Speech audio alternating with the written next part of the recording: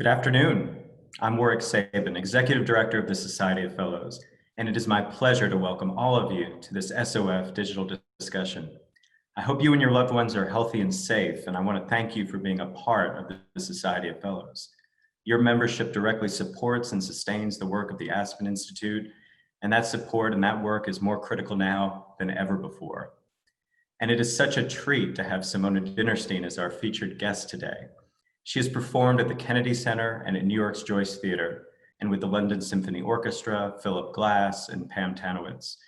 It is important to note with regard to our program today that Simone first attracted attention in 2007 with her self-produced recording of Bach's Goldberg Variations.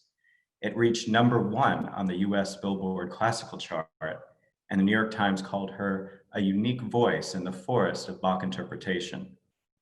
Today, Simone will discuss Bach's Goldberg Variations, dissecting the set of variations, the concept of the canon, and the interesting numerology present in the masterpiece. And then we get to hear her perform the work, which will be lovely. And as with all of our SOF digital discussions, Simone will be glad to answer your questions after the initial conversation, and you can submit your questions anytime by simply clicking the Q&A button at the bottom of your screen and typing them in. If you encounter any problems during the event, please email the SOF hotline and our team will be glad to assist you.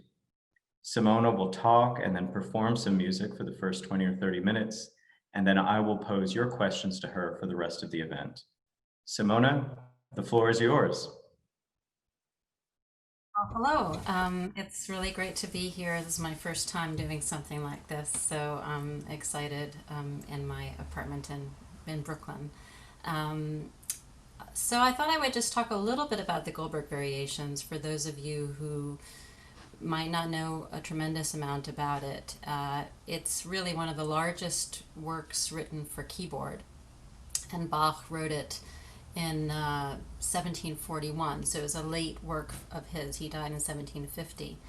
And it's a piece of music that was composed for a dual manual harpsichord. So that means a harpsichord that had two keyboards, and that definitely played into how he composed it so that he could do lots of multiple voices with the same notes at the same time. So playing it on a single keyboard on a piano can sometimes be a little bit tricky to navigate. And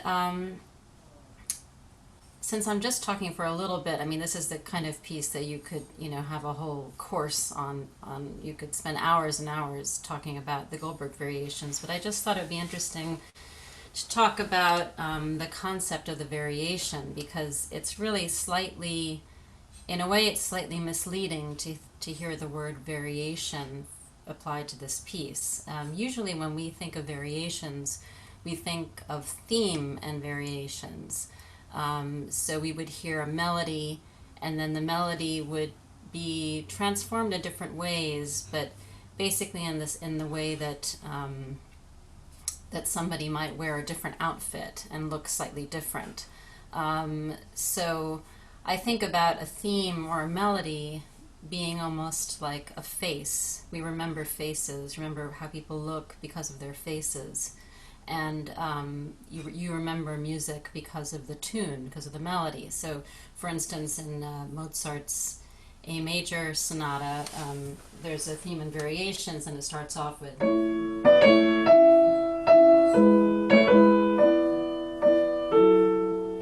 It's a beautiful melody.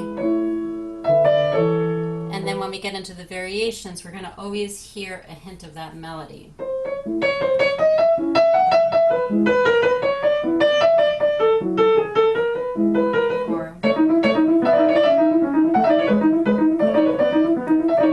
So even though there's a harmonic progression, a chord progression, which is always outlined, the thing in a theme and variations is that you really do feel that you're attached to that initial theme or that initial face of the person.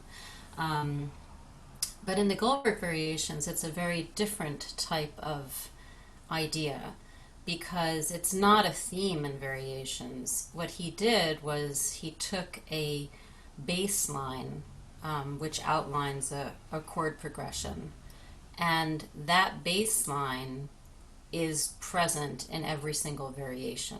There's no theme. There's no recognizable face. There's just this footprint, a kind of almost like a mold of a person. And I thought I would play for you that bass line because it's so interesting to hear.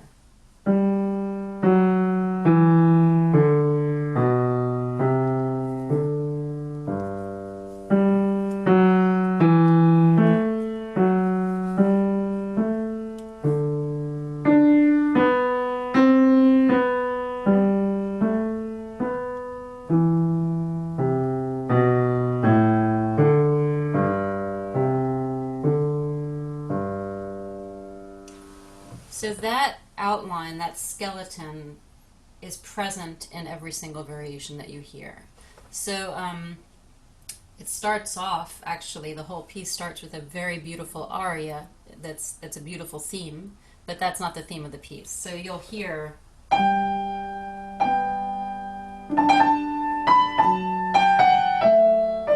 this beautiful melody, but underneath it you're going to hear.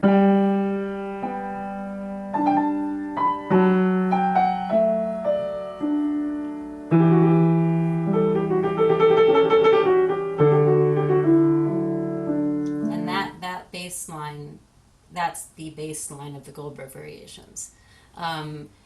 Today I'm going to just play for you the aria, that first one, and the first 5 variations.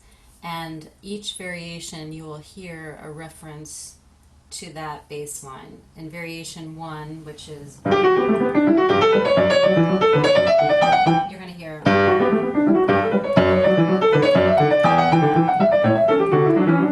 This is the same bass line. Or in this variation 2,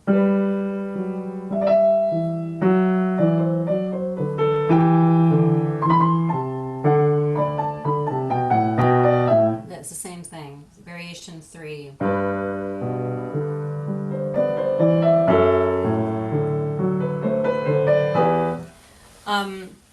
It would be really boring if that's the only thing that you heard all the time. It's that skeleton. It really is like a skeleton in that it's something that makes us feel that there's a link between every single variation, and yet we're not always sure exactly what that is because each variation sounds so different. It's written in such a different style, and that's really the genius of this piece of music. Is that I think about it as being almost a comment on people, really, because he took this form, like the form of a human or the form of an animal or a form of a recognizable creature that we know, and then he pours into it something completely different for each variation, a different character, a different gesture, a different feeling, a different kind of mood, articulation. Some are fast, some are joyful, some are very sad, but it's always within that form. And I think that kind of freedom within the form is remarkable. I wanted to say that, okay, so the big structure of the piece is that it's an aria, which I played a little bit of it for you, and then there are 30 variations, and then the aria comes back at the end. And that is the big, massive form of this piece. If you play it with every repeat, so each variation has 2 halves, and each half can be repeated. It's written in the music to be repeated. If you do it with all the repeats, when I play it, it's about 80 minutes long. So it's quite long. But he was not just thinking about the big picture, he was also thinking about the micro too. So if you have an aria, 30 variations, and another aria, that's 32 movements altogether. Each variation, or the ground bass, the bass line that I played for you, that outlines 32 measures of music. So each variation consists of 32 small units, and then all of the variations add up to 32 with the arias. And I think that that's really just an amazing thing to think about. There are other interesting numerology, sort of cosmic functions that he uses. Every third variation in this set is a canon. So a canon is the same thing as a round, like when you sing "Row, row, row your boat," and one person starts, and then a little bit later another person comes in with the same thing. So every third variation is done like that. It gets even trickier because sometimes the second voice comes in doing the opposite direction of everything that the first voice did. Also, each successive variation, the canon, the voices are one interval apart further. So they start off being the way we sing a canon, with them being on the same note. So if we sang "Row, row, row your boat," we would each start on the same pitch. And that's how the first canon works. But then the second canon, they're separated by one note or an interval of a second. So the first canon, which you'll hear, is variation 3. It's the first voice starts, and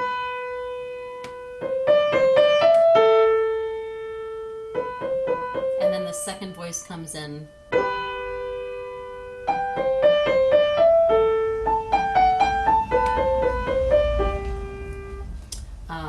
and then the second canon, which is a canon of the second, which you're not going to hear today, the first voice starts, and then the second voice starts a note higher.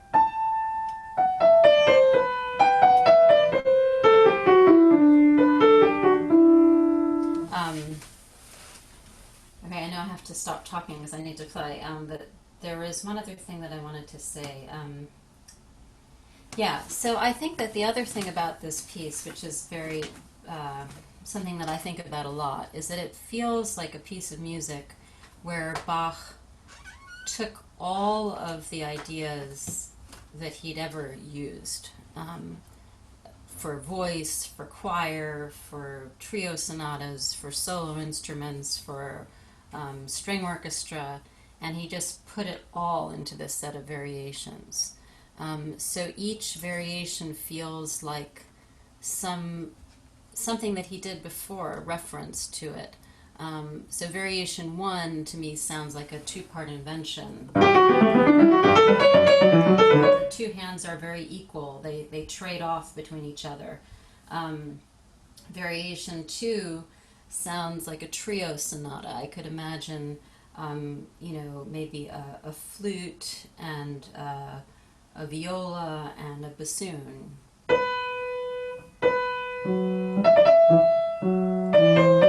This sounds like to me like a bassoon. It's a trio. Then the third variation, which is the first canon, to me that sounds like a movement from a cantata where there's a duet between a soprano and an oboe.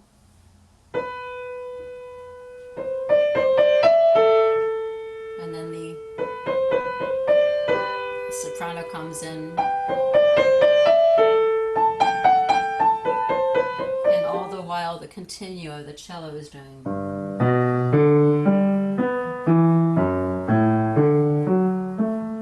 So it's like this beautiful, beautiful slow movement from a cantata. Variation 4 is written in four-part harmony, and it sounds like a choir to me, like a kind of rollicking chorus. I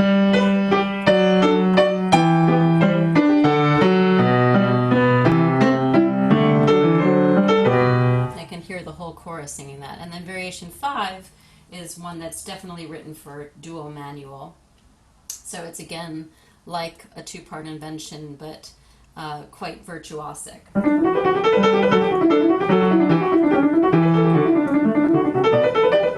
It's a lot of fun. So just a little taste of what you can expect, and hopefully this will make you want to read a lot more about the Goldberg variations, let alone listening to it. So I'm going to play now the aria and the first 5 variations of the Goldberg variations, and I hope that my dog doesn't interrupt us, but if she does, that's, if you hear barking, that's Daisy.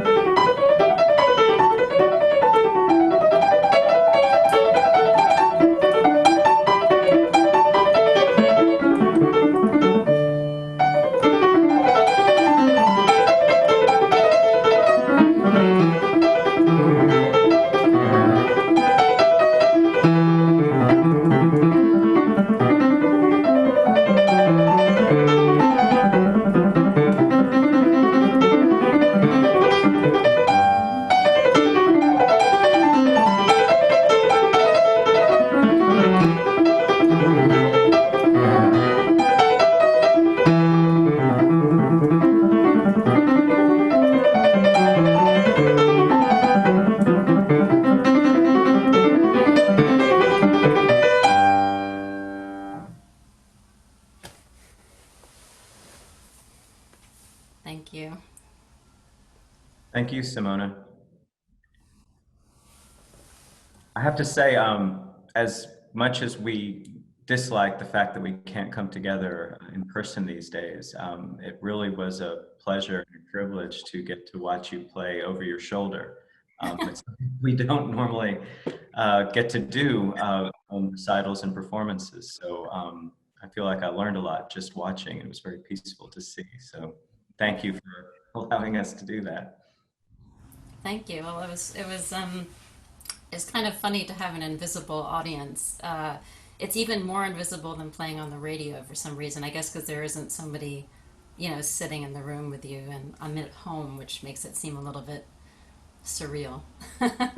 We do have members from all over the country who've been watching since the entire time, probably as rapt as I was. And I want to remind everyone, by the way, that if you have questions for Simona, there's a Q&A button at the bottom of your screen. You can hit that button and type them in.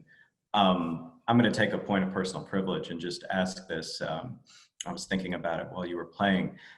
During the introduction, I mentioned that your breakthrough really came with the Goldberg variations, and obviously you've made these pieces a big part of your life. And I was just wondering, what initially attracted you to the Goldberg variations, and what has led you to sort of elevate them to such a prominent place in your repertoire? I first heard them when I was 13. A friend of mine played me the second recording of Glenn Gould playing it. And I just remember that those first notes of the aria, it was a moment of epiphany for me. I just absolutely fell in love with it. And I actually went and bought the music, knowing full well that it was too difficult for me and that I wasn't even going to attempt to play it. And I had that music. I even dated it. I never did that. I never bought music just to own it, and I always bought it to play it. And it took me a long time before I felt ready to learn to play it. And it's a piece that I always went and listened to people perform it. I went to some really special concerts of it. I remember hearing Peter Serkin play it when I was a teenager. He did the Webern variations and then the Goldberg variations, and I remember going to see Daniel Barenboim perform it, and I started collecting recordings of it, and I got very interested in different ways of it being played, but it just is a piece of music that just seems to be have endless depths to it, and I think it's going to be something that I'm sure I play for the rest of my life. Thank you for that. And by the way, is that an ice cream truck on your It street is in Brooklyn? softy, yeah. It's a good That's sign. Yeah. that's a nice balance to what we just heard.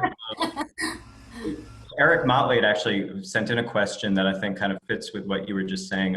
He had said there have only been about a dozen or more signature recordings of the Goldberg variations. So he asked which one recording or pianist has influenced you the most and why? Well, Eric, you gotta send a good question. Uh, you know, the thing that's interesting is that since I started playing it, I've really stopped listening to it. And that's something that seems to happen with repertoire that I become very attached to performing and playing. I can't hear it anymore, which is kind of a shame because I do enjoy listening to different people play, but it became too personal for me. But of course, I love that second recording of the Gould. I mean, the first recording is amazing, but the second one is the one that I think is profound. And I also really like a recording that Rosalind Turek made of it in William Buckley's house in the 80s, I think it was. And I think that's a beautiful recording.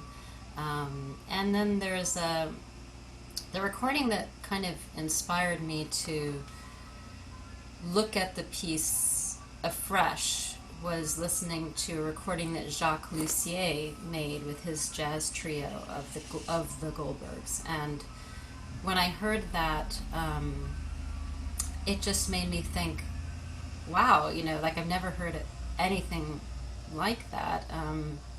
At that point, I had not heard any kind of jazz version of the Goldberg variations, and since then I have more. But it really made me feel that there were a lot of directions that this music could go in, and that I had to just kind of look at the score afresh and just try to not listen to all of the voices of all of my predecessors, because sometimes they can become a little bit too noisy in your head and you can't have your own direct connection to the score.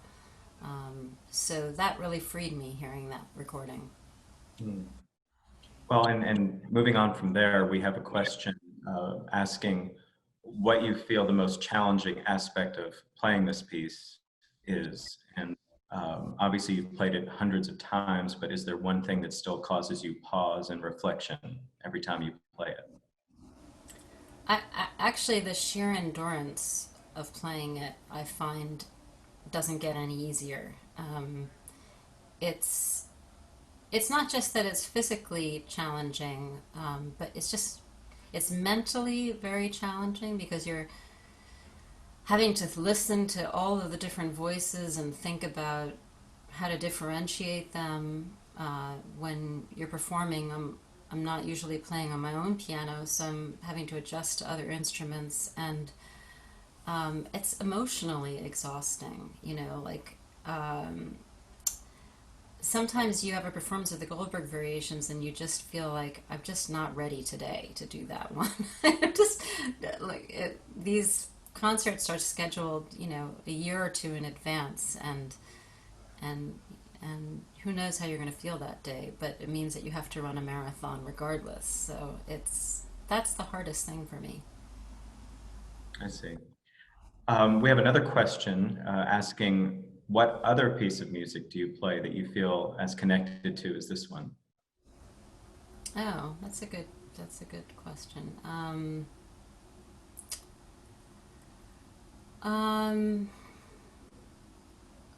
Actually, the first thing that came to my mind was Schumann's Kinderszenen, which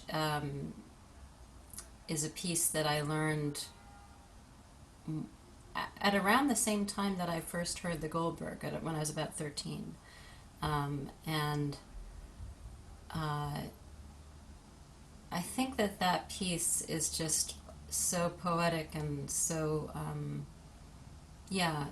When I learned it as a child, thinking that, and I think I played it well when I was a child, but it's really a piece about looking back on childhood, and so there's something incredibly poignant about it, and I always really feel connected to that piece. But I mean, of course, there's so many pieces of music that I love to perform, but I think that's a special one. Hmm. Thank you. And then another question asks about your collaboration with Philip Glass, and if you could talk about that and what that was like. Yeah, so that's been a very exciting development. Uh, I of course grew up listening to Philip Glass, and a few years ago was very honored to be invited by him to come over and meet him and have breakfast with him, and um, we had a really nice conversation, and that led to thinking that maybe he could write something for me, and I suggested a concerto for piano and string orchestra, which could be paired with a Bach keyboard concerto, also for piano and string orchestra. And he really liked that idea, and so he wrote the most beautiful piano concerto for me. I mean, it's just absolutely gorgeous, and I think the premiere was in I think 2018, and I think I've performed it 40 times since then, which is pretty unusual for a new piano concerto. I've played it like all over the world, um, and people really really love it. And actually, interestingly, I've also been doing a recital program, for the past few years as well that juxtaposes Philip Glass's music with Schubert's music. I think there's a very strong connection between the two of them. And in my recital program, I go back and forth between the two composers. And next week, I'm going to record that music here in my room in the middle of the night. So I'm quite excited about that. That will be my next album. Wow. Yeah. Well, interestingly, we just got a question from Tomoya Hara, who's one of our members in New York, who herself is a pianist, and she was asking, what are you working on these days during the pandemic? And I guess that must be the main project, or do you have other things in the works? Yeah, that's the most immediate thing that I'm doing. I have I'm learning some new music. I'm learning Beethoven Fourth Piano Concerto, which I've been saving to learn. It's my favorite of his concertos, and I didn't. Sometimes you don't want to learn the piece that you love the most. So I've been waiting and waiting, and this seems like a good time to learn it right now. So I'm working on that, and I'm just for myself. I'm learning the first book of the Well Tempered Clavier because I never learned all of them, and that that's just that's like a lifetime project. And yeah, then I'm working on things that I'm supposed to be performing next season, but we'll see if I do perform them or not. Excellent. Well, we're just about hitting the end of our time. I do want to read one comment that just came in from Jill Golden, who says that she heard you play Glass at the University Club a couple of years ago, and she said it was the best performance of him that she's ever heard. Oh, So, nice. not surprising. Thank Um, you. Simona, thank you so much for sharing this time with us today and your talent and giving us an intimate look at your art in your home. It was really kind of you to give all of us that very unique opportunity. Thank you so much. Thank you. And I want to thank everybody who's joined us today from all over the country. We have an event next week on June 2nd. We're actually going to have Dr. Richard Haas, the head of the Council on Foreign Relations, in conversation with Jane Harmon, who's on the Board of Trustees of the Aspen Institute, about his new book titled The World, A Brief Introduction, which I know will be very timely and relevant, and I think all of you will enjoy that conversation. So that'll be next week, June 2nd at 2:30 Eastern. Also, if you've not taken the survey that we have sent out by email a couple of times, we'd be grateful for your candid feedback about your experience as an SOF member, especially now that we've moved into these digital events. And so you can actually complete that survey as it appears in your browser as soon as this program concludes. So don't run off. If you have just a couple of minutes extra, we'd really encourage you to complete that survey. And so with that, I'm going to stop talking so that you can get to that. We really appreciate your time and participation today. We look forward to seeing you next week. Thank you for being a part of the Society of Fellows and supporting the Aspen Institute. Have a great week.